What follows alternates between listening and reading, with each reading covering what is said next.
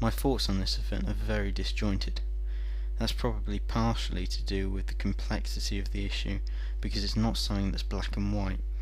It's also probably something to do with producing an apt argument in support for my reasoning behind not doing Draw Muhammad Day 2011, even though I know some will not be sated by any argument.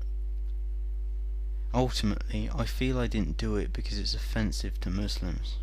I didn't do it for the same reason I wouldn't burn a Bible or a Bhavagad Gita, the same reason I wouldn't draw Jesus in a sexual situation. It's bad manners. I've been brought up to be respectful. I didn't do it because I don't think that defacing a culture is a valid argument. And that's from either side, lest I be accused of supporting extremists in their attempt to rob society of free speech, which should something amazing happen and this video be spread, I'm sure I will be regardless. If your argument is rational, logical and valid, then defacing a culture is entirely superfluous. Now, last year, had I been making videos, I may well have been drawn to participating. Then there was a distinct reason for the event, the censorship of the show South Park. Now, however, that reason is gone. The world has moved on to shinier things. Such an action, drawing the Prophet Muhammad, in Islam is generally seen as forbidden based on the teachings laid out in a few hadith. But this is under Islamic law. I get the distinct feeling that many Muslims, and most Western ones, accept that non-Muslims are not privy to Islamic laws. That said, Tarak Kalawi, in an article written about last year's event, noted, if some Muslims in the past drew Muhammad, it should not be an issue in principle for non-Muslims to do the same, but cautioned about implications between visual representation and bigotry. Bigots certainly have jumped on this event, and have done so to be rude and express their intolerance. I've seen respectful and thoughtful images brought from the event, but you must wade through the crap to get to them. The reaction of a minority of Muslims to depictions of their prophet or burning a copy of the Quran is reprehensible.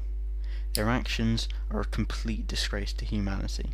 When they put people on hit lists, when they go into a UN station and kill people completely removed from the issue at hand, their actions are indefensible. Their actions are their own. But we should note the situation behind this murder of UN workers. We know the spark, Terry Jones of Florida burning a Quran, but a spark is nothing without anything flammable, and something to fan the flames. The flammability was and is the ignorance of the violent, and the trust they have for their religious leaders. The trust they have meant that they take anything the leaders say verbatim, and their ignorance of the outside world, due to poor education and limited connectivity, prevents them from learning otherwise. The ignorance is the flammable material, the leaders, who are guilty themselves, who themselves bear a burden of responsibility for this reprehensible action, are the bellows which fan the flames. Some in the West lay the reasoning for this ignorance at the feet of Islam itself.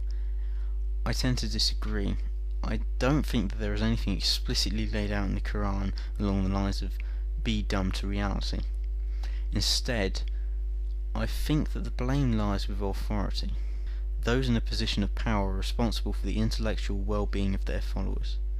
Doubtless there are some leaders who would want to have their followers intellectually challenged, stimulated for them to grow, learn and get a proper education.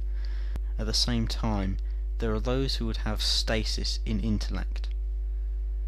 These are the people who strive to keep their progeny in the dark. There was a time when this wasn't the case in the Islamic world. In the first half of the second millennia, the thousands onward, the Islamic world was scholarly, learned, retained the knowledge of antiquity, and in some cases added to it. What brought this down? Those in power.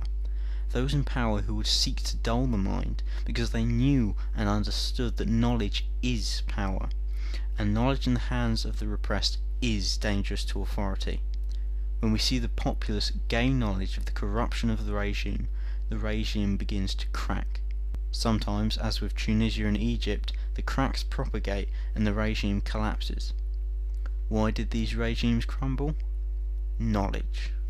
But when you have a situation, as you do in Afghanistan, where the people are shadowed from the harsh glare of the Enlightenment by their leaders, who would have them remain ignorant lest difficult questions be asked, then ignorance permeates and control over emotion is easily obtained, and so a frenzy easily drawn. This is what happened. Note the time of the crime, just after Jummah, the Friday prayers. What happened? Did these people know about the burning prior to this and simply not care? Or, far more likely, were they completely unaware of the incident, kept in that state of ignorance by their leaders, who then used the sermon to control the populace with rhetoric, with mistruths and misrepresentations? They certainly would not have gotten the entire story of the reaction of the Western media to Jones's action. But we've been sidetracked. The ignorance these protesters are kept in is at the behest of their leaders, because their leaders understand that knowledge is power. This ignorance of the outside world makes the populace easy to control and easily riled up. Of course, this doesn't clear the murders of any blame. Like I said, their actions are their own, but hope to provide some context to this. The first Draw Mohammed Day was about free speech. I can see, comprehend and understand that. Of course it was picked up by bigots, but that's always going to happen when it can be seen as us versus them. This second one, I simply can't see any reason for it. The ongoing defence of free speech? That seems a hollow reason. In Israel, as with many nations, blasphemy is a crime. We don't see the Israeli flag defaced, do we? The same goes for scores of other nations around the world. This next bit is where I probably lose some of you. Dare I even mention the hypocrisy that Thunderfoot has displayed recently, with his complaint about being photoshopped into various pictures. All that the creators of this material are doing is exercising their right to free speech, notably satire, and yet, far from just letting it go, it's actively attacked, because if it's him, it doesn't count as free speech. Perhaps Thunderfoot should take heed of Herbert H. Humphrey when he said, "The right to be heard does not include the right to be taken seriously." Just let it go, man. You have to take the good with the bad when it comes to free speech. When you say that X, Y or Z is off limits in respect to groups A, B and C, it's no longer free speech.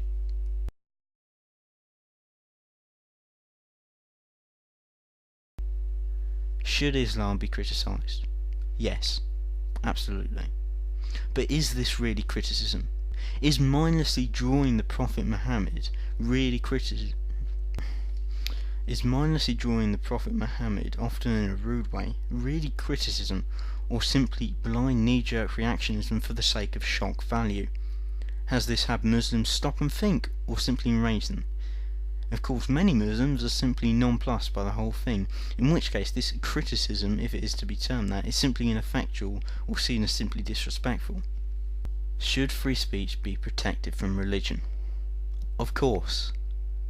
With respect to the execution of people for the act of disagreeing with Islam, are these crimes of Muslim nations abhorrent? Of course. But does simply attacking the figurehead serve any real end goal other than to alienate the common follower? I fear not. There are people here on YouTube who make rational, well thought out and meaningful criticisms of Islam. People who are far more intelligent than me and, it would seem, far more knowledgeable on the subject than Thunderfoot, at least the charge for this event. There are valid criticisms to be made. This course of action, however, does not constitute one of them. Thanks for watching, and if you got this far through, here's a kitten.